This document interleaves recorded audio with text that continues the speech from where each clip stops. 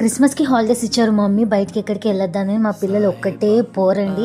అందుకని చెప్పేసి ఈరోజు ఈవినింగ్ అయితే సరదాగా బయటకు అయితే వెళ్తున్నాం. ఎక్కడికి వెళ్తున్నాము ఏంటి అంటే లులు మాల్కి అయితే వెళ్తున్నామండి.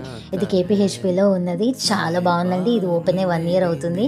1 ఇయర్ క్రితము నేను ఓపెనింగ్ రోజు వెళ్ళాలనుకున్నాను, ఆ రోజు కుదరలేదు.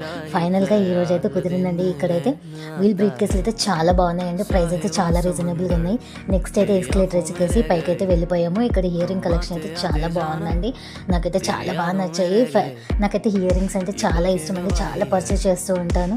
ఇక్కడైతే కలెక్షన్ అయితే చాలా బాగుందండి. 2 కూడా అనిపించింది నాకైతే.